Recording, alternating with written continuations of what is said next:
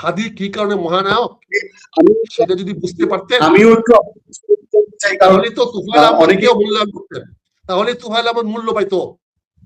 এই যে আওয়ামী লীগের বাচ্চারা আপনি বলেন কেন হত্যা, তাহলে ওরাও তো বলবে যে তুফাইল আহমেদ কোন বেটা, এই যে বেটা আওয়ামী লীগের বেটা, তুমি যে বললা কোন কাজটা করছে, জানো না কোন কাজটা করছে বেটা? তোমার মতো তোমার শেখ হাসিনাকে সরানোর চেয়ে বড় কাজ পৃথিবীতে কি ছিল বাংলাদেশে? বাংলাদেশে শেখ হাসিনাকে ক্ষমতাচ্যুত করার চেয়ে বড় কাজ আর কি ছিল? হাদিরা সেই কাজটা করেছে।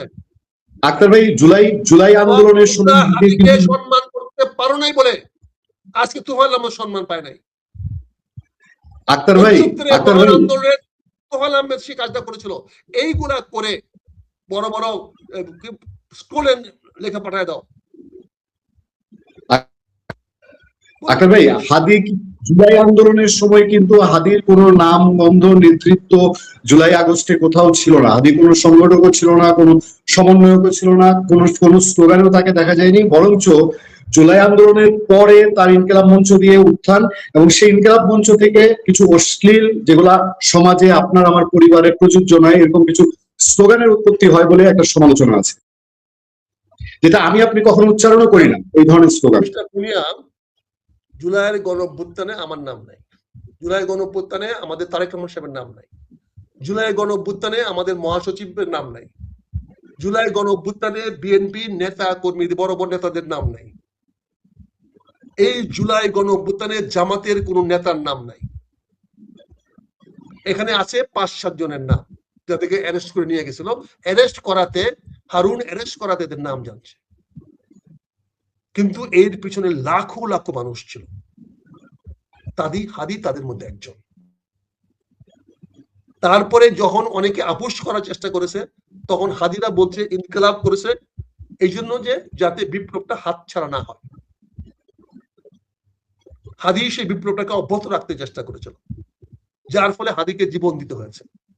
যারা বিপ্লবটাকে ধ্বংস করতে চেষ্টা করেছিল। দেখো ভাই, একটা কথা বলি আমি, শেখ হাসিনা আওয়ামী লীগের নেতা থাকলে আমাদের কোনো সমস্যা ছিল না, কিন্তু শেখ হাসিনা যখন বাংলাদেশের ফ্যাসিস্ট নেতা হয়ে গেল, প্রধানমন্ত্রী দাবি করলো ভোট ছাড়া, তখন সে আওয়ামী লীগের নেতা হিসেবে আমরা তাকে স্বীকৃতি দেই না।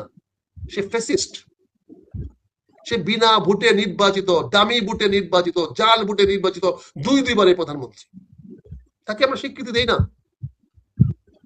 তার পতনে যারাই কাজ করেছে তারাই বিপ্লবী, তারাই যোদ্ধা, তারাই মহানায়ক। সেটা পুনিয়া হোক, হাদি হোক, যেই হোক। কাজে এখানে আমাদের যুদ্ধটা আওয়ামী লীগের বিরুদ্ধে না, আমাদের যুদ্ধটা শেখ হাসিনার বিরুদ্ধে না, আমাদের যুদ্ধটা হলো সেই ফ্যাসিস্ট সরকারের বিরুদ্ধে, যেই সরকার বাংলাদেশে, যে ব্যক্তি বাংলাদেশে একটা ফ্যাসিস্ট কায়েম করেছিল, যেখানে কোনো আইনের শাসন চলতো না। কিন্তু ঘটনা হচ্ছে হাদিকে হত্যা করাটা জঘন্যতম অপরাধ হয়েছে। তার চেয়ে বড় অপরাধ হয়েছে আজ পর্যন্ত হাদির হত্যাকারীকে বিচার করতে না পারা। এটা অবশ্যই ঠিক। এই জন্য তুফাইল আহমেদকে আমি আওয়ামী লীগের নেতা হিসেবে মূল্যায়ন করছি না। তুফাইল আহমেদকে আমি মূল্যায়ন করছি 69-এর গণঅভ্যুত্থানের সেই তুকুর ছাত্র নেতাকে, যার পরিচয় তখন আওয়ামী লীগ ছিল না, সে ছিল ডাকসুর বিপি। সেই ডাকসুর বিপুল মূল্যায়ন আমি চাই, কারণ 69-এর গণঅভ্যুত্থান আমাদের বাংলাদেশের মানুষের জীবনের ভাগ্য পরিবর্তন করে দিয়েছে। 69-এর গণঅভ্যুত্থানের কারণে আজকে আমরা বাংলাদেশের লোকেরা প্রধানমন্ত্রী, প্রেসিডেন্ট, সিপাহসালার, প্রধান সেনাপতি, প্রধান বিচারপতি হতে পারছি। 69-এ সেই পরিবর্তন না আসলে আমরা আজকে কেউ প্রধানমন্ত্রী হতে পারতাম না। আজকে আমরা এখন ওই চিফ মিনিস্টার হিসেবে থাকতাম, আমরা কেউ chief of the army staff হতে পারতাম না, আমরা কেউ chief justice of the supreme court হতে পারতাম না, আমরা এখন ওই হাইকোর্টের জজ, চিফ জজ থাকতাম। এই 69-এর গণঅভ্যুত্থান বাংলাদেশের ভাগ্যকে পরিবর্তন করে দিয়েছে। কাজে 69-এর গণঅভ্যুত্থানের যে নেতা, তাদেরকে যদি অমূল্যায়ন করা হয় তাহলে যেটা গ্রহণযোগ্য না, তেমনি 24-এর গণঅভ্যুত্থানের নেতা হাদিকে যদি অমূল্যায়ন করে সেটাও গ্রহণযোগ্য নয়। আওয়ামী লীগের বন্ধুরা বুঝতে হবে, আপনারাই তো শখ করে, আওয়ামী লীগের লোকেরাই তো ধানের শীষে ভোট দিয়ে আপনারা ধানের শীষে জয়ী করেছেন। আপনাদের লজ্জা করে না ধানের শীষে ভোট দিতে? আপনি ভোট না দিতেন? ভোট কেন্দ্রে না যেতেন? আপনারা আওয়ামী লীগের লোকেরা কেন ধানের শীষে ভোট দিলেন? কেন আপনি ধানের শীষে ভোট দিয়ে ধানের শীষকে পাশ করাইলেন? আপনারা দেন নাই? অস্বীকার করতে পারেন? আজকে তুফাইল আহমেদকে আপনি বলেন কি আপনি জয় বাংলা চিৎকার করেন, জয় বাংলা করলে অ্যারেস্ট হয়েছেন, আপনার লজ্জা করলো না? আপনারা বলেন, আওয়ামী লীগের নেতারা বলেন, আমি একজন একজন করে প্রশ্ন করছি, আপনারা তো ভোট কেন্দ্রে গেছিলেন, আমরা দেখিনি আপনারা ভোট কেন্দ্রে গেছেন, আমরা দেখিনি আপনাদেরকে, ভোটটা কাকে দিয়ে আসছেন? আপনাদের ভোটের হিসাব মিলে না, আমরা তো দেখি না আপনাদের কোন মার্কা ছিল যে মার্কায় আপনারা ভোট দিয়েছেন। আপনাদের ভোটটা দেখি শুধু ধানের শীষে মেরেছেন।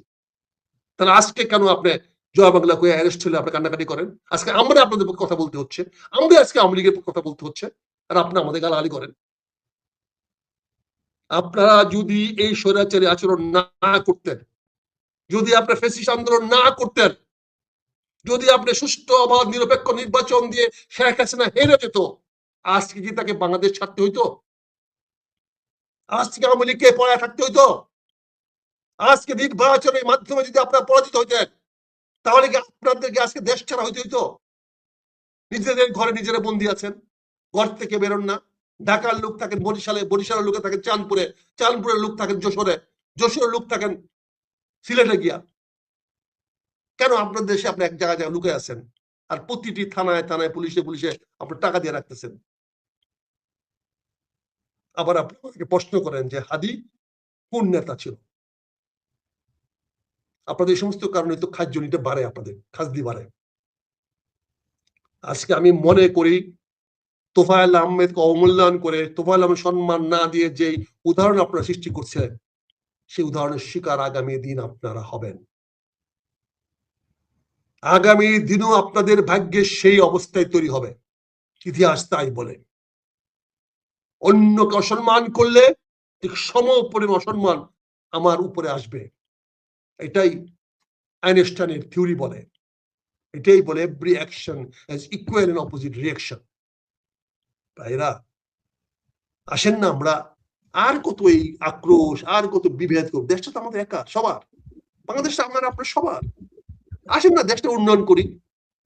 আসেন না, আজকে সরকার তেলের দাম বাড়ায় দিল, একটা লোকের মুখে রা নাই, একটা লোকের মধ্যে প্রতিবাদ নাই। তার মানে আপনারা তেলের দামটা গ্রহণ করতে পারছেন। আমি অনুরোধ করবো তাহলে আরো বাড়ায় দেন। একবার তো প্রশ্ন করলেন না, যদি তেলের দাম বাড়ায় দিয়া যদি আমাকে গরিব মানুষকে যদি ত্রাণ দিতে হয়, তাহলে কি পরিমাণ লোক ত্রাণ পায় উপকৃত হবে, আর কি পরিমাণ লোক তেলের দাম বর্ধিত দাম দিয়া ক্ষতিগ্রস্ত হবে? তেলের দাম বাড়ার কারণে এমন কোন আইটেম আছে যেটা দাম বাড়বে না? আপনি তেলের দাম বাড়াইলেন, এই টাকাটা যাদের কাছে নিলেন তারাও কি দরিদ্র লোকের চেয়ে সংখ্যায় কম? তারা তো অনেক বেশি। আপনি দরিদ্রের কথা বলে আপনি কি বলে ফ্যামিলি কার্ড দিবেন, কৃষক কার্ড দিবেন, এই জন্য বলছেন আপনি তেলের দাম বাড়িয়েছেন। তেলের দাম বাড়িয়ে যাদেরকে আপনি ক্ষতিগ্রস্ত করলেন তাদের কি দোষ? তাহলে ত্রাণ কার্ডটা তাকে দেন, তাহলে ফ্যামিলি কার্ডটা তাকে দেন, কৃষি কার্ডটা তাকে দেন। সেই কৃষক তো মোটরসাইকেল চালায়, তেল দিয়ে চলে, বাজারে যেতে হয়, তাহলে ওকে দেন ফ্যামিলি কার্ডটা। কিন্তু আমরা কেউ প্রতিবাদ করলাম না, কোন রাজনৈতিক দল আগে আসলাম না। এইভাবে তো আর দেশটাকে ক্ষমতার ভাগাভাগি করে তো দেশ চালানো যাবে না। সময়ের এপিট আর পিট। আজকে যেটাকে সুখ মনে করতেছেন আগামী দিনে এটা দুর্ভোগ হয়ে দাঁড়াবে। আজকে যেটাকে আনন্দ বলছেন সে ব্যাঙের গল্পের মতো। ব্যাঙে ঢিল মারা আপনার যেমন আনন্দ, সে ব্যাঙ ঢিল খাওয়া কিন্তু আনন্দ না। যে ব্যাঙ ঢিল খাচ্ছে সে জানে তার ব্যথা কতটুকু। আপনারা অন্যকে ঢিল মেরে আনন্দ প্রকাশ করেন না। এই ঢিল আপনার ঘাড়ে আসতে পারে। অতীতে আসে নাই? অতীতে অনেকের ফাঁসি হয় নাই বিনা অপরাধে, বিনা দোষে ফাঁসি হয় নাই? কিছু করতে পেরেছেন? এখনোই তো অনেকের ফাঁসি হইতে পারে বিনা দোষে, আগামী তো বিনা দোষে ফাঁসি হবে।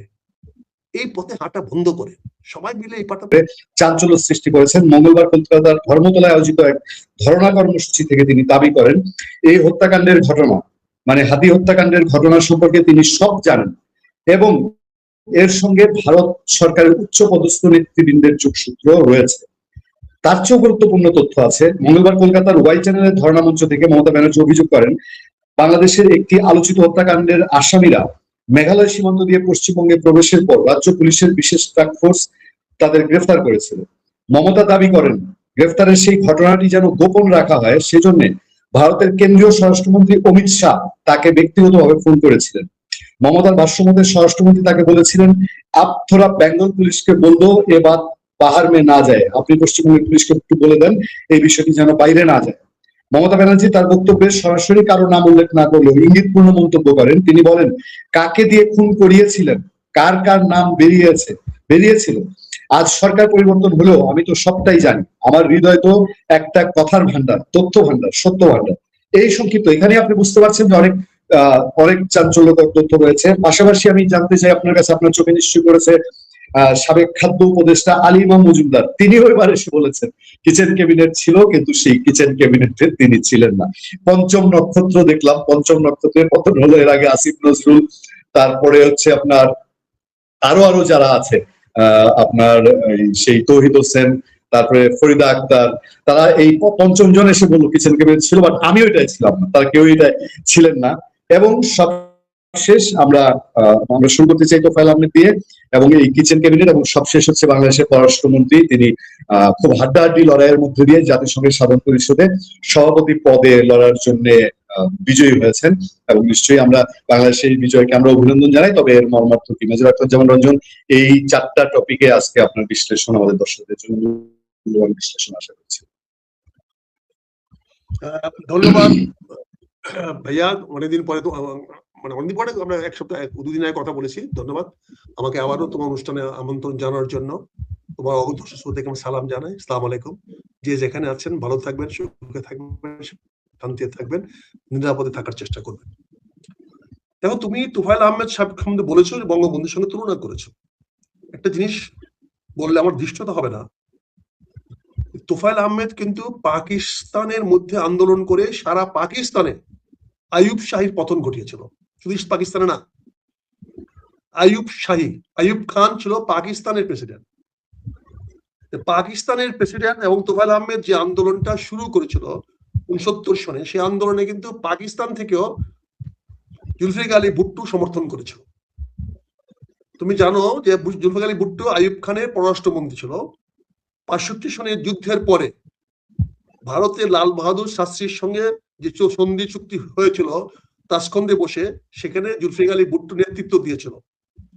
এবং সে জুলফিকার আলী ভুট্টো তৎকালীন পরবর্তীতে আমরা যখন বাংলাদেশে 69-এ গণ আন্দোলন গড়ে ওঠে তোফায়েল সাহেবদের নেতৃত্বে, আসম আব্দুর রব, নুর আলম সিদ্দিকী, আজকে যে সমস্ত বৈষম্য বিরোধী নেতাদেরকে আমরা অনেক বড় বড় হিরো বানিয়েছি, তৎকালীন পাকিস্তান আমলে সর্ব পাকিস্তানে মানুষ যখন আইয়ুব খানের জাতাকলে পৃষ্ঠ ছিল, যখন আইয়ুব খানের মার্শাল ল পূর্ব এবং পশ্চিম পাকিস্তানের কোনো লোকই মানছিল না, ইনক্লুডিং তৎকালীন মুসলিম লীগের একটা অংশ জামাত ইসলাম, নেজাম ইসলাম, পাকিস্তানের পার্টি এবং অন্যান্যরা যারা আইয়ুব খানের একটা দল ছিল কনভেনশন মুসলিম লীগ, সে আইয়ুব খানের কনভেনশন মুসলিম লীগের বিরুদ্ধে সংগ্রাম করেছিল। সেখানে ফাতেমা জিন্না অংশগ্রহণ করেছিল। তোফায়েল আহমদ 69-এর সে নেতা, যার কারণে শেখ মুজিবুর রহমান বঙ্গবন্ধু উপাধি পেয়েছিল, যিনি শেখ মুজিবুর রহমানকে বঙ্গবন্ধু উপাধি দিয়েছিলেন এবং শেখ মুজিবুর রহমানকে জেল থেকে বের করে এনেছিলেন, এবং পাকিস্তানের জুলফিকার আলী ভুট্টোকেও জেল থেকে, আইয়ুব খানের জেল থেকে বের করে আনা হয়েছিল। তখনও বাংলাদেশ চিন্তা ভাবনা কারো মাথায় ছিল না। কেউ ঘুণাক্ষরও চিন্তা করে নাই যে এই দেশটি একদিন বাংলাদেশ হবে। তারা সামরিক শাসনের বিরুদ্ধে সংগ্রাম করে ঢাকা বিশ্ববিদ্যালয়ের ছাত্ররা 11 দফার আন্দোলন করে আইয়ুব শাহীকে পতন ঘটিয়েছিল। তোফায়েল আহমেদ ছিল সেই কাফেলার অন্যতম নেতা, বলা যায় 1 নম্বর নেতা। যেমন পরবর্তীতে আমরা দেখেছি এরশাদ পতন আন্দোলনে আমানুল্লাহ আমান ছিল প্রথম সারির নেতা। এরকম আমরা পরবর্তী 2024 সনে আমরা দেখেছি আমাদের নেতাদেরকে। এখন তোফায়েল আহমেদ সাহেব মারা গেল, এই তোফায়েল আহমেদ সাহেব শহীদ রাষ্ট্রপতি জিয়াউর রহমানকে কি পরিমাণ সাহায্য সহযোগিতা করেছে তোমরা হয়তো অনেকে জানো না। 75 সনে বাকশাল করার আগে শহীদ রাষ্ট্রপতি জিয়াউর রহমানের চাকরি চলে যাওয়ার মতো অবস্থা ছিল। আমি তখন আমি আর্মি হেডকোয়ার্টারে চাকরি করি, সামরিক সচিবালয়, যেখানে অফিসারদের পোস্টিং প্রমোশন এগুলা করা হয়। তখন ওখানে আমরা চাকরি করতাম, আমরা জানতাম জেনারেল জিয়ার ডেজ ওয়ার কাউন্টেড। জেনারেল জিয়াকে সেনাবাহিনীতে রাখা হবে না। এই তোফায়েল আহমেদ, আব্দুর রাজ্জাক, এরা দুজনে মিলে ওনাকে চাকরিতে রেখেছিল। এটা আজকে হয়তো অনেকে মনে করবে যে আমি তোফায়েল আহমেদকে শুধু আওয়ামী লীগের নেতা হিসেবে দেখলে হবে না। তোফায়েল আহমেদরা এদেশের তাদের কন্ট্রিবিউশন আছে। তোফায়েল আহমেদ, আসম রূপ, শাহজাহান সিরাজ, নূর আলম সিদ্দিকী পরবর্তীতে জীবনে তারা কে কি করেছে না করেছে সেটা দেখে লাভ নাই, কিন্তু তারা কিংবদন্তি ছিল, তারা হিরো ছিল। আইয়ুব খানের মতো একটা ফিল্ড মার্শালকে ক্ষমতা থেকে, পাকিস্তানের ক্ষমতা থেকে হটানোর জন্য এরা ছিল অগ্রনায়ক। পুরো পাকিস্তানে ইস্ট পাকিস্তান আন্দোলনের কারণে আইয়ুব খানের পতন হয়েছিল। পরবর্তীতে ইয়াহিয়া খান ক্ষমতায় আসে এবং ইয়াহিয়া খান এসে বাংলাদেশের উপর অত্যাচার চালায় এবং সেখানে ইয়াহিয়া খান ভুট্টো এক হয়ে বাংলাদেশ অত্যাচার চালাতে গিয়ে এই বাংলাদেশের জন্ম হতে বাধ্য করে। আজকে আমার কষ্ট লেগেছে। আমি যেখানে গর্ববোধ করি বর্তমান জামাত ইসলাম যুদ্ধ অপরাধের সঙ্গে জড়িত নয়, যেখানে আমি জোর গলায় সবার সামনে বলি, পরিষ্কার করে বলি, জামাত ইসলাম স্বাধীনতার বিরুদ্ধের শক্তি নয়, জামাত ইসলাম কোন যুদ্ধ অপরাধ করে নাই।